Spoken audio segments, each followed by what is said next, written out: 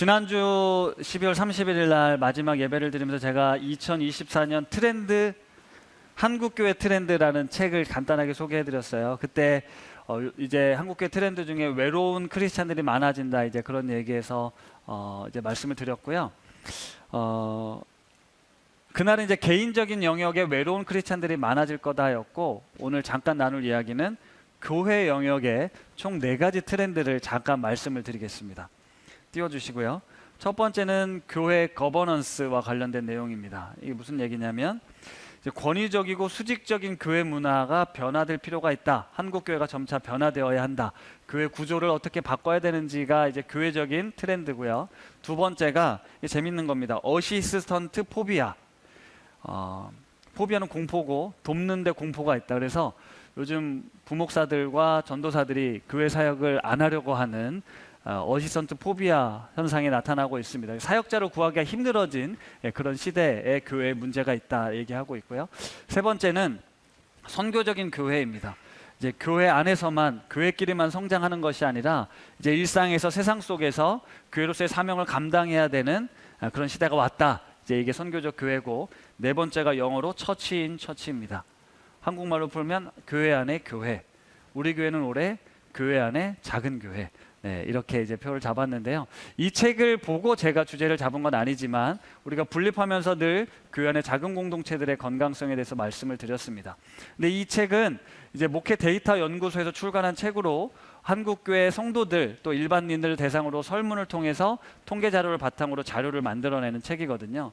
일반 시중에도 이 트렌드 코리아 뭐 이런 책이 나오는 것처럼 한국교회도 이제 그런 통계를 바탕으로 이런 자료를 만들었는데, 코로나 시대에 한국교회 소그룹이 건강했던 교회가 성장했다. 그리고 줄어들지 않았다. 그래서 많은 이제 교회에서 소그룹이 앞으로는 더 건강하게 교회로서 존재해야 된다는 게 이제 많은 목회자들이 이제 공감하고 있는 부분입니다. 우리 교회를 더 성공하고 성장시키려는 목표가 있어서 소그룹을 이제 강조하는 것은 절대 아니고요.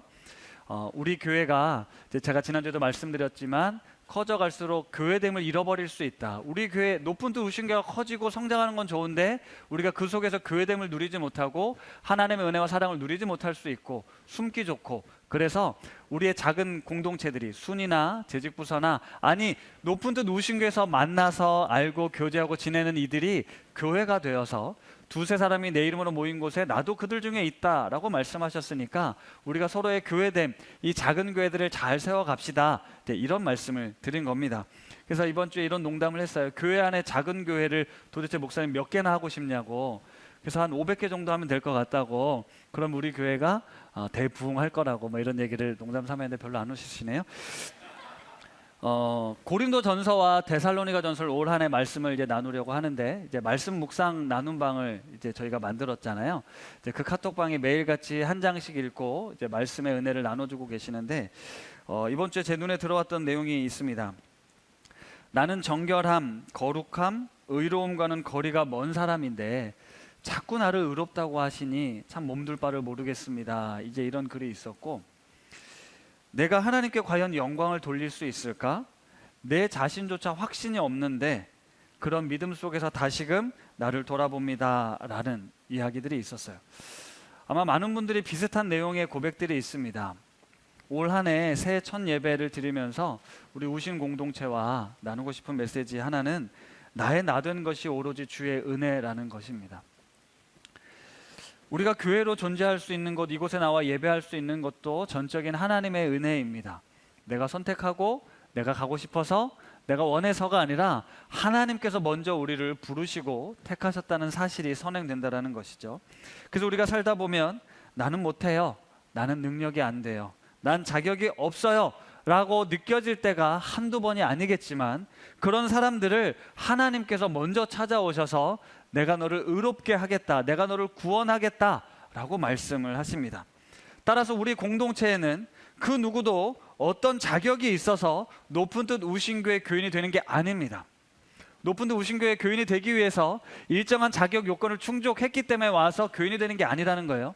우리 모두는 하나님의 은혜로 이곳에 와 있는 겁니다. 제발 은혜가 아니라 어떤 내가 가지고 있는 율법, 신앙, 경험, 지식, 내 직분이나 지위를 가지고 그 누구도 함부로 판단하거나 비난해서는 안 됩니다. 목사들도, 장로들도, 집사들도, 권사님들도, 어른도, 아이도, 이 공동체를 구성하는 모든 구성원들은 하나님의 은혜로 이곳에 와서 예배드리고 있다는 것. 따라서 우리가 어떤 예배를 하나님 앞에 드리기 위한 공연으로 드리는 것이 아니라 이곳엔 모든 이들이 자족의 은혜, 감사의 은혜, 겸비함의 은혜를 가지고 하나님 앞에 나와 예배드리기를 원합니다. 나의 나된 것이 오로지 주의 은혜로 되었다라는 이 고백 위에 올 한 해 우리 교회가 세워질 수 있기를 바라는데요. 오늘 2절 말씀에 이런 표현이 나옵니다. 같이 한번 읽어보겠습니다. 그리스도 예수 안에서 거룩하여지고 성도라 부르심을 받은 자들이라는 표현이 나왔습니다. 이 거룩하여지고 성도라 부름 받았다라는 건 수동태입니다. 내가 거룩해지는 게 아니고 내가 성도가 되는 것이 아니고 하나님께서 우리를 거룩하다, 성도라 불러주셨다라는 말씀입니다. 우리가 거룩하고 구별된 성도로 살아가야 되는 게 마땅하지만 그 출발은 예수 그리스도의 은혜로 출발한다는 것을 꼭 기억하셔야 됩니다. 그 다음에 그 은혜 위에 우리가 거룩하여지고 성도라 부름받은 삶을 살아야겠죠. 하지만 그것의 완성 역시도 내 힘으로 노력으로 절대 될 수 없습니다. 우리가 주님 앞에 서기 위해 주님의 장성한 분량에 이르는 것도 하나님의 은혜로 되는 것입니다. 우리가 이 땅을 살아가면서 그리스도인답게 살아야 된다라고 늘 말씀을 드리고 강조하고 있습니다. 예수님을 닮기 위해서 애써야죠. 하지만 그 이야기가 너무 현실과는 동떨어진 이야기, 세상에서는 얼마나 믿음으로 산다는 게 어려운지 모릅니다. 그래서 이곳에 와서 늘 회개하고 죄를 고백하고 다시 잘 살아보겠습니다라고 이야기하고 돌아가지만 또다시 되풀이됩니다. 그래서 우리 안에 성화나 거룩하게 구별되는 것에 대해서는 불가능한 일이라고 생각할 수 있어요.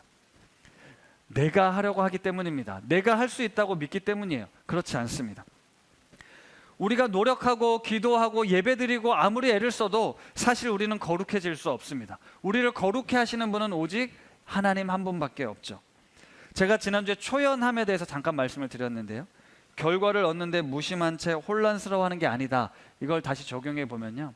우리가 이 땅을 살아가면서 오늘 말씀을 듣고 내가 세상 속에서 이런 그리스도인으로 살아야지라고 결심하고 나갔습니다. 하지만 세상을 살아보니 여전히 나는 부족하고 연약합니다. 또 한계를 만납니다. 또 넘어집니다. 에이 안 되네 하고 포기하는 것이 아니라 비록 내가 원했던 결과가 나오지 않더라도 우리는 무엇을 해야 된다? 다시 말씀으로 살아가기 위해 도전해야 된다는 거예요.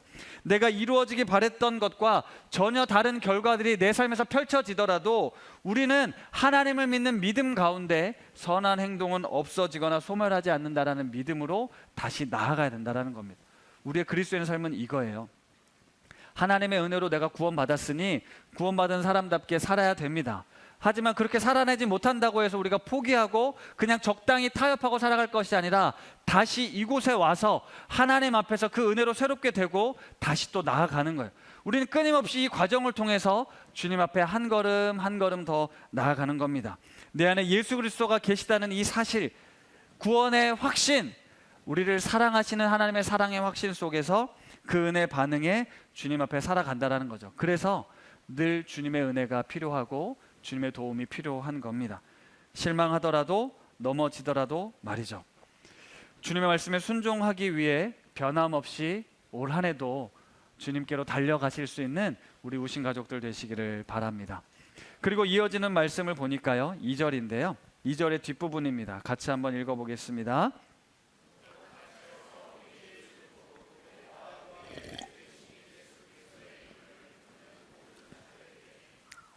2절 앞부분에 조금 전에 읽었던 거룩하여지고 성도라 부름받은 사람들은 고린도 교회 성도들을 향한 내용이었던 것 같고요. 지금 이 2절 후반부의 내용은 고린도 교회를 다니진 않지만 예수 믿는 다른 교회나 아니면 교회가 없었던 사람들에 대한 이야기입니다. 사도 바울이 고린도교회 편지를 쓰면서 고린도 교회, 너희들만 교회야 라고 편지를 쓰지 않고 흩어져 있는 교회들까지 다 포괄했습니다. 본질적으로 그리스도 안에서 예수를 주로 고백하는 모든 사람들은 다 주 안에서 하나 형제이고 한 교회라는 뜻입니다. 주 381년 니케아 신조에는 교회의 표지를 네 가지로 이렇게 정의를 내렸습니다. 우리는 하나의 거룩하고 보편적이고 사도적인 교회를 믿는다. 이게 교회를 정의 내린 교회의 특징이라고 이야기를 했어요. 하나의 거룩하고 보편적이고 사도적인 교회를 믿는다. 사도 바울이 고린도에 편지를 쓰면서 이 말씀은 고린도 교회 성도들뿐 아니라 그곳에 흩어져 있었던 모든 그리스도인들이 회람할 것을 알고 하나님의 이 보편적인 교회, 너희들 향한 하나님의 말씀이라고 설명하고 있는 겁니다. 바울은 교회에서 교회 성도들에게 우리가 그리스도 안에서 하나다라는 것을 강조했고, 두 번째는 거룩하다. 조금 전에 말씀드린 것처럼 내 힘으로 내 능력으로 거룩해질 수 없고 하나님께서 우리에게 거룩하다, 의롭다라고 수동적으로 부여해 주셨다라는 이야기를 해주었고요. 그 다음에 보편적이다라는 말은 어느 시대나 어느 세대나 누구에게나 동일한 하나님의 은혜가 임하고 구원을 받는다라는 겁니다. 그게 2000년 전 오늘 우리에게도 보편적으로 하나님의 은혜가 임한다라는 뜻이에요. 그리고 사도적이다라는 것은 사도들처럼 이 은혜의 복음을 전해야 된다라는 말씀입니다. 이런 교회를 사도 바울이 이야기하고 있는 겁니다. 고린도 교회, 너희들만의 문제를 해결하는 것이 아니라 그리스도인들이 너희들 교회 밖에 있는 성도들까지 한 교회 형제라는 걸 알아야 된다는 거죠. 실제로 고린도 교회 안에는 1장부터 보면 이 인사가 끝나자마자 분쟁 이야기가 나옵니다. 누구파 해서 싸우는 이야기가 나오거든요. 같은 교회 내에서 여러 가지 분파가 있었으니 교회 밖을 벗어난 다른 그리스도인들과 연합한다는 거, 하나가 된다는 건 결코 쉬운 일이 아니었을 거라는 겁니다. 하지만 사도 바울은 우리가 그리스도 안에서 하나다, 거룩하다, 보편적이다, 사도적이다라는 내용을 강조하고 있는 거예요. 높은 돈 우신교회에 오시는 성도님들, 이곳에 이제 계속 새로운 분들이 오지만 이곳은 계속 낯선 사람들의 모임이 될 겁니다. 하지만 우리가 그리스도의 이름으로 모였고 하나님의 은혜로 우리가 이곳에 부름받았기 때문에 우리는 이곳에서 하나님의 뜻을 이루는 공동체를 세워가야 한다는 것이죠. 그리고 한 가지 더, 오늘 설교 제목인데요, 같이 한번 읽어볼까요? 시작. 고린도에 있는 하나님의 교회. 이 하나님의 교회라는 말이 참 좋은 말인데 워낙 이단이 지금 활발하게 포교 활동을 하다 보니까 하나님의 교회 그러면 좀 이상하죠. 저도 좀 쓰기가 그런데 어쨌든 성경에 있는 말입니다. 고린도에 있는 하나님의 교회. 고린도에 있는 하나님의 교회라고 부르고 난 다음에 너희가 거룩하여지고 성도라 부름받았다. 그리고 각 처에 있는 예수를 주로 부르는 모든 사람들이라고 설명을 하잖아요. 그런데 하나님에 있는 이 고린도 교회라는 이 문구가 매우 특별합니다. 제가 좀 설명을 해드릴게요. 우선 헬라어 하나를 보여드리겠습니다. 친절하게 한글로 썼으니까 한번 이 헬라어를 읽어보도록 하겠습니다. 시작. 이 헬라어는 코린디아 조마이라고 읽습니다. 이 코린디아 조마이라는 뜻은 고린도인처럼 된다, 고린도 방식으로 산다, 고린도 사람들처럼 산다라는 뜻이에요. 코린디아 조마이. 그런데 이게 이제 훗날 어떤 의미로 사용되냐면, 충격받지 마십시오. 간음하다, 매춘하다라는 의미로 코린디아 조마이가 사용이 됩니다. 성적 타락과 부도덕과 사치를 표현할 때 코린디아 조마이라는 표현을 썼다고 합니다. 무슨 말입니까? 고린도라는 도시, 고린도 사람들처럼 된다, 고린도 방식으로 한다는 게 뭐예요? 무분별한 향락과 음란과 쾌락을 즐기는 삶을 산다. 그걸 코린디아 조마이라고 부른다는 거죠. 고린도 도시 한가운데 높은 산에 아프로디테 신전이 있었습니다. 우리가 잘 아는 비너스 여신을 뜻하는데요. 이 아프로디테 신전에는 1000여 명의 여사제가 있었습니다. 여사제들이 하는 일은 성전에, 이 신전에 오는 사람들과 성관계를 맺습니다. 그것이 그들이 하는 일이었어요. 성적 일치를 통해서 종교적 신에 도달할 수 있다라는 그런 내용이 있어서 무려 1000명이나 되는 여사제들이 낮에는 종교라는 이름으로 매춘을 하고 저녁에는 고린도에 당시 60만 명 정도의 인구가 있었는데 해상 무역 도시였기 때문에 고린도 사람들뿐만 아니라 세계 각지에서 외국인들이 와 있는데 그들과 밤에는 향락과 쾌락을 즐겼던 도시가 바로 고린도입니다.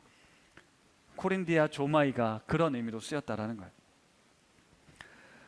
과학과 기술과 교육과 문화가 엄청나게 발전됐던 고린도라는 도시, 그 속엔 하나님을 떠난 수많은 사람들이 인간의 쾌락과 탐욕과 죄악으로 가득했던 도시였습니다.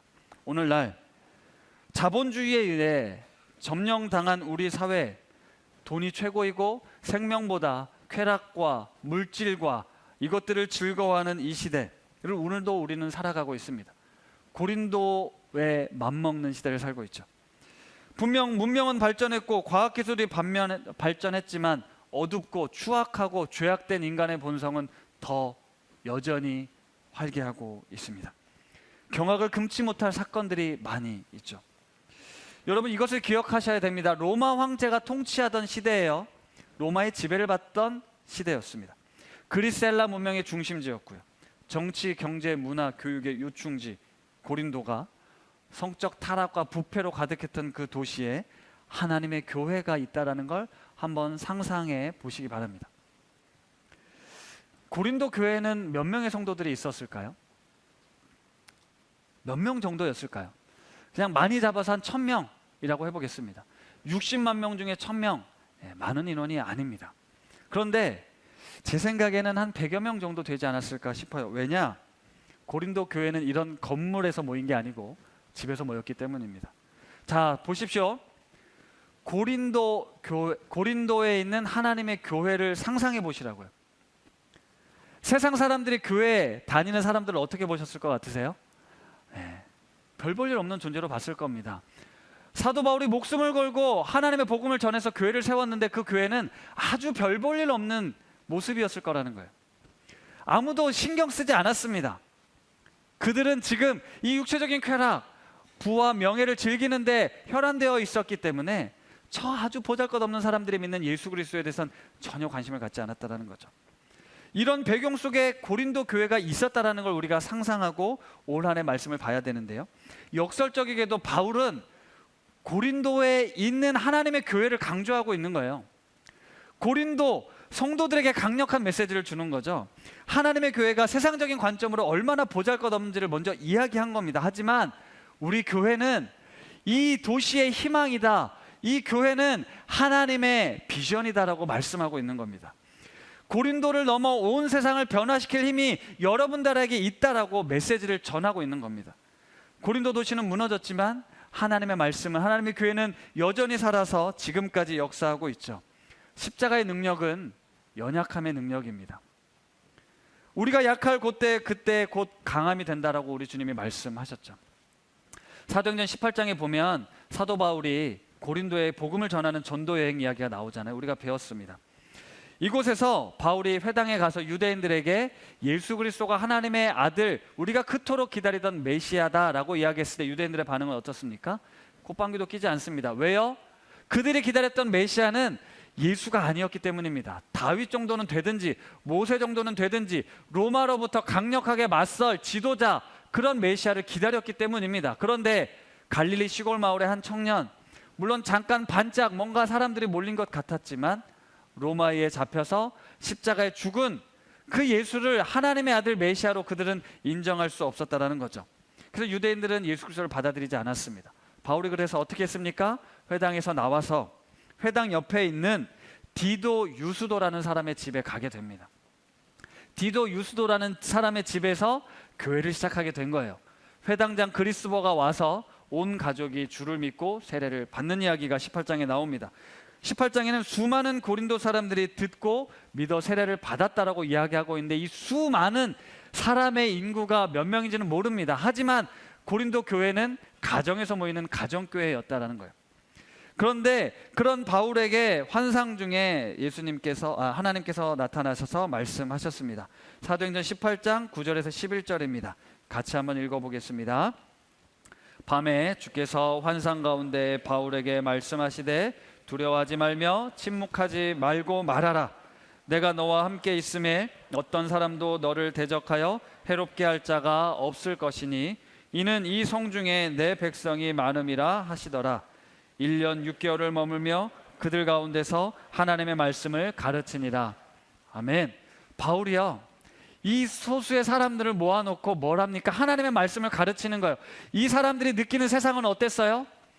우리가 믿는 믿음이 도대체 뭐가 영양가가 있는 거야? 능력이 있는 거야? 이렇게 이야기할 때 바울에게 하나님께서 담대하게 하나님의 말씀을, 이 복음을 전하라고 이야기하고 있는 거예요. 예수 그리스도가 길이요 진리요 생명이라고 이야기를 하고 있는 겁니다. 세상으로부터 주눅들지 말고 두려워하지 말고 복음을 가지고 믿음으로 살아라 이야기를 하고 있는 것이죠. 하지만 고린도 성도들의 삶은 세상에 아무런 영향을 미치지 않는 것처럼 느껴졌을 겁니다.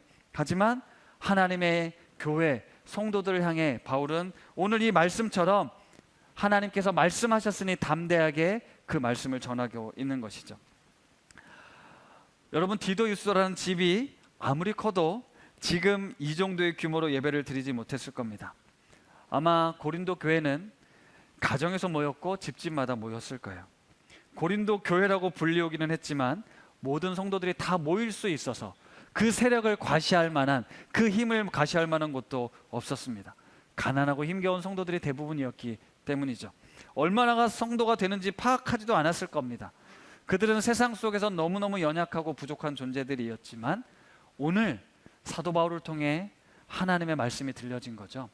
고린도에 있는 하나님의 교회, 여러분들 거룩하여지고 성도라 부름받은 이들이여, 예수 그리스도를 주로 고백하는 사람들이여 라고 불러주시는 겁니다. 이것이 하나님의 은혜라는 겁니다.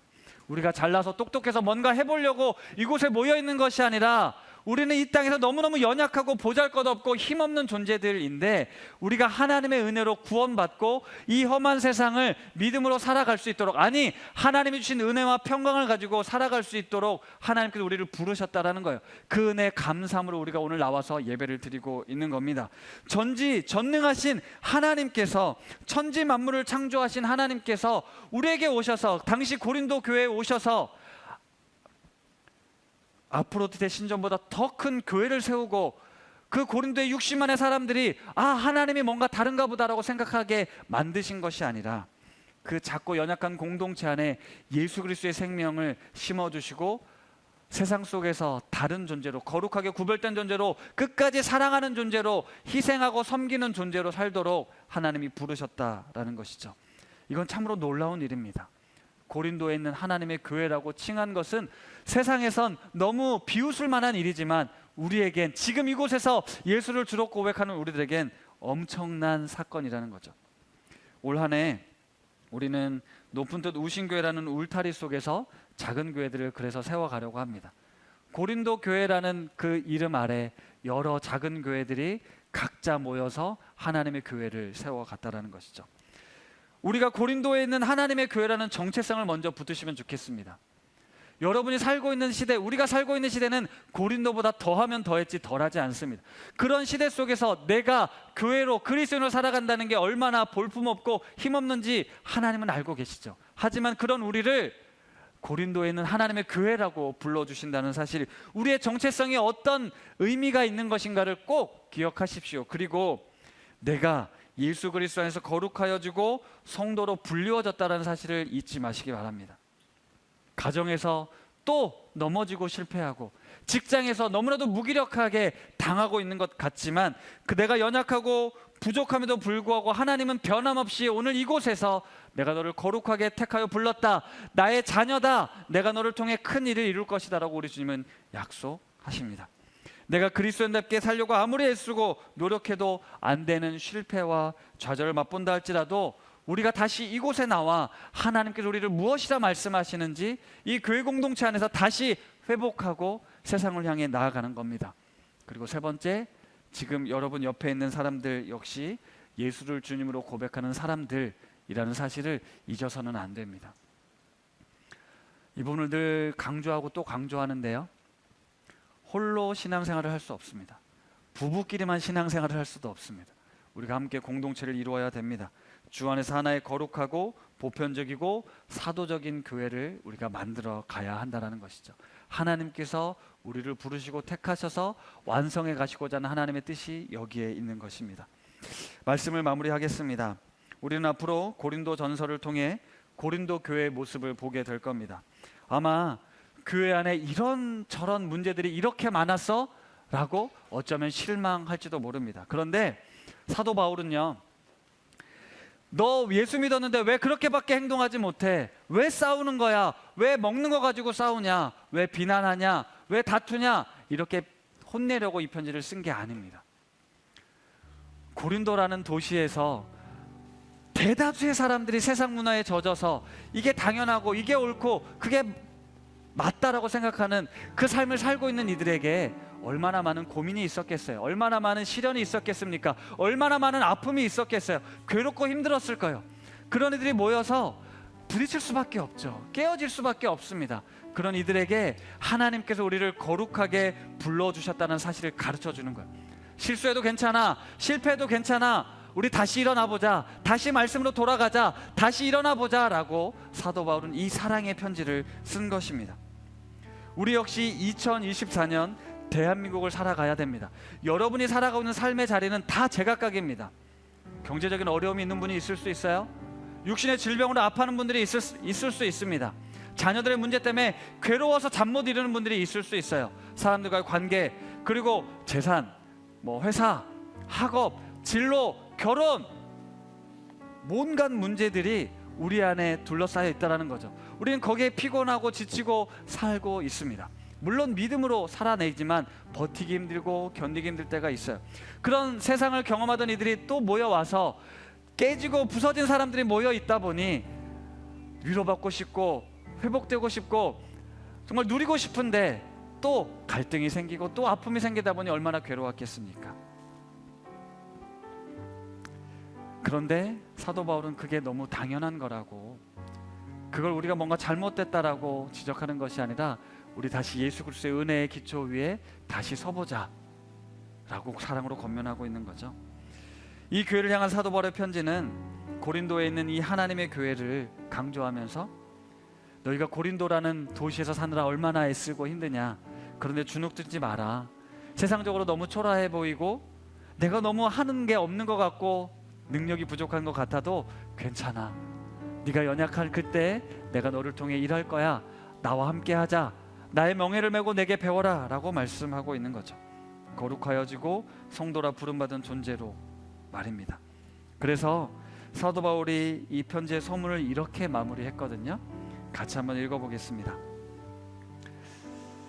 같이 읽겠습니다. 하나님, 우리 아버지와 주 예수 그리스도로부터 은혜와 평강이. 사도 바울은 늘 이런 인사를 했는데 오늘 말씀을 준비하다 보니까요, 고린도에 있는 하나님의 교회 성도들이 얼마나 주눅들어 있었고 본인들의 모습 때문에 얼마나 실망했을지 사도 바울은 아는 것 같습니다. 그래서 네가 자격이 있어서 성도가 되는 게 아니야, 거룩해지는 거 아니야, 예수 그리스도로 말미암아 네가 거룩해지고 성도라 부름 받은 거야. 저 옆에 있는 사람들, 너 교회 밖에 있는 사람들도 예수 그리스도를 부르면 우리 모두 다 하나님의 자녀가 되는 거야 라고 말씀하고, 우리 아버지와 주 예수 그리스도로부터 은혜와 평강이 있기를 원한다 라고 인사를 합니다. 우리 사랑하는 성도님들 삶도 믿음으로 멋지게 뭔가 한번 그리스도인답게 살고 싶지만 수없이 많은 좌절과 실패를 맛볼 겁니다. 자격지심도 있고 자존심도 상하고. 그런데 사도 바울은 고린도 성도들을 향해서 서로에게 은혜와 평강을 인사를 하거든요. 우리가 교회 공동체 왔을 때 이 은혜와 평강으로 가득하면 좋겠습니다. 여기 와서 또 세상처럼 똑같이 싸우고 경쟁하고 네가 잘났니 내가 잘났니 따지지 말고 우리의 연약함을 보듬어주고 우리의 아픔을 끌어안아주고, 우리 공동체가 비록 이 고린도와 같은 시대를 살아가고 있지만 하나님께서 우리를 통해 하나님의 나라를 이룰 것이라는 소망함을 가지고 우리 안에서부터 하나님의 나라를 시작하면 좋겠습니다. 그래서 쑥스럽겠지만 다시 한번 옆에 분들과 인사할게요. 주님의 은혜와 평강이 있기를 원합니다. 주님의 은혜와 평강이 있기를 원합니다. 우리가 볼 때마다 만날 때마다 주님의 은혜와 평강을 서로 나누면 좋겠습니다. 내가 이번 주에 뭐 맛있는 걸 먹었니? 우리 아들이 뭐 어디 갔니? 이런 거 자랑하려고 모이지 마시고 하나님이 당신을 얼마나 사랑하는지, 당신을 얼마나 귀하게 여기는지, 주님이 너를 위해 나를 위해 무슨 일을 행하셨는지를 기억하고 힘들겠지만 아프겠지만 우리 다시 힘내보자, 잘 살아보자 라고 격려할 수 있는 은혜와 평강이 넘치는 우리 우신 공동체 되기를 원하고요. 여러분이 세상 속에 나아가서 교회가 되어 어둡고 아프고 춥고 괴로운 삶을 살아가는 이들에게 은혜와 평강을 전하는 우리 우신 가족들 다 되실 수 있기를 바랍니다.